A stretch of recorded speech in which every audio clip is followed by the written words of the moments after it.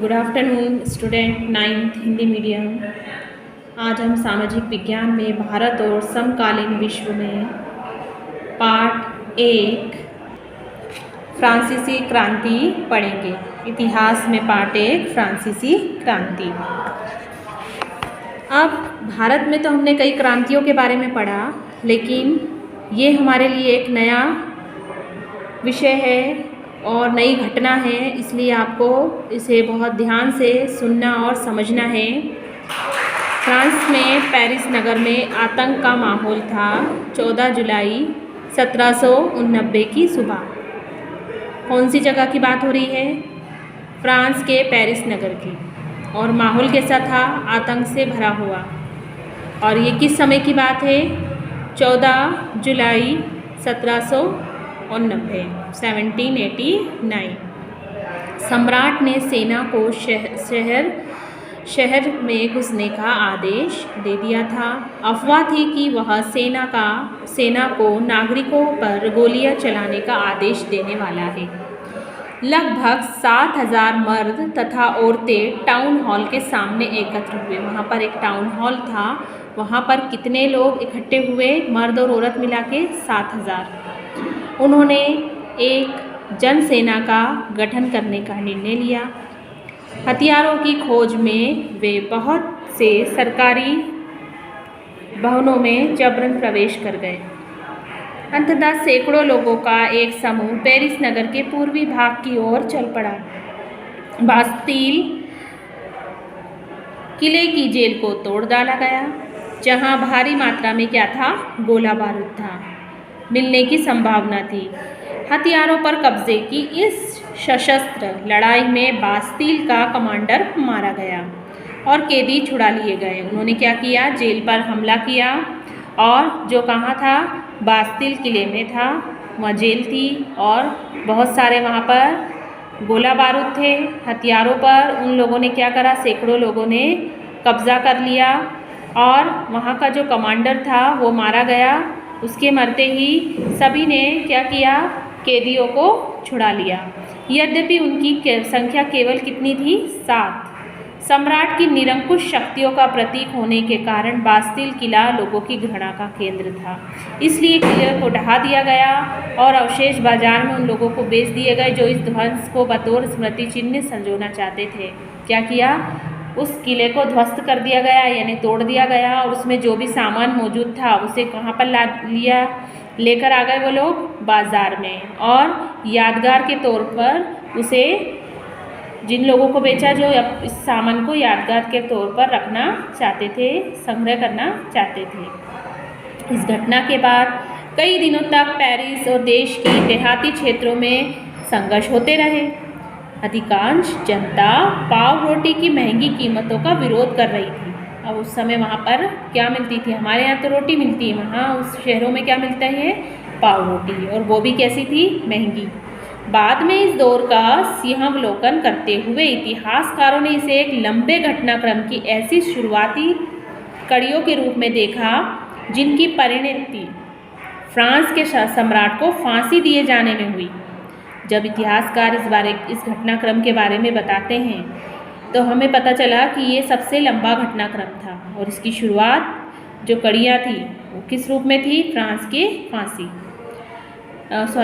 के सम्राट की फांसी। हालांकि उस समय अधिकांश लोगों को ऐसे नतीजे की उम्मीद ही नहीं थी। ऐसा क्यों हुआ, कैसे हुआ, इन बातों पे चर्चा होना लाजमी था।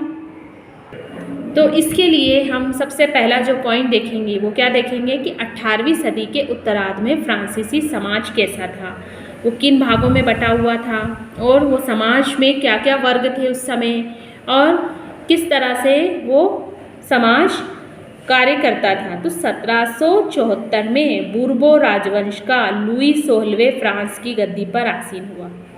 बूर्बो राजवंश का कौन आसीन हुआ गद्दी पर?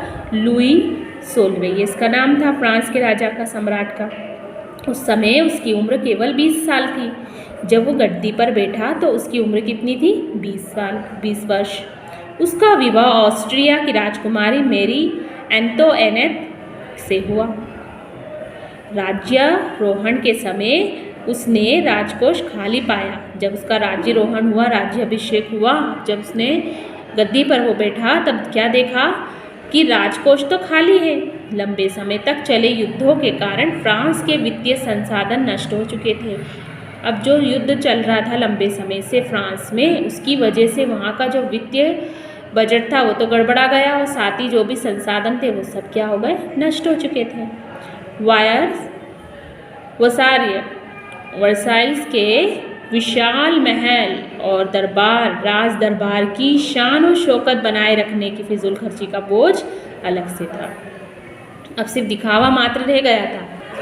सिर्फ शान और शौकत के लिए, राज दरबार को सजाने के लिए फालतू की फिजूल खर्ची की जा रही थी। वर्साइल्स विशाल महल। लुई 16वें के शासनकाल में फ्रांस ने अमेरिका के 13 उपनिवेशों को साझा शत्रु ब्रिटेन से आज़ाद कराने की सहायता दी थी। इस युद्ध के चलते फ्रांस पर 10 अरब लिवरे से अधिक कर्ज हो गया था। जब इसको जोड़ा गया, जबकि उससे पहले ही 2 अरब लिवरे का बोझ चढ़ा हुआ था। सरकार से कर्जदाता अब 10% ब्याज की मांग करने लगे थे। फलस्वरूप क्या हुआ, फ्रांसीसी सरकार अपने बजट का बहुत बड़ा हिस्सा दिनों दिन बढ़ते उसके पास कर्जे का भार बढ़ते ही जा रहा था और कर्जा चुकाने के लिए उसके पास वो इतना बजट उसका हो गया कि उसे कर्जा चुकाने पर मजबूर किया जाना था। अपने नियमित खर्चों जैसे सेना के रखरखाव, राज दरबार, सरकारी कार्यालयों या विश्वविद्यालय को चलाने के लिए फ्रांसीसी सरकार करों में वृद्धि के लिए बाध्य हो गई। अब उनको पैसा कहाँ से आना था, तो उन्होंने क्या बढ़ा दिया, कर बढ़ा दिए। इसके अलावा 18वीं सदी में फ्रांसीसी समाज 3 स्टेट्स में बटा हुआ था। केवल तीसरे स्टेट के लोग, जनसाधारण ही कर अदा करते थे।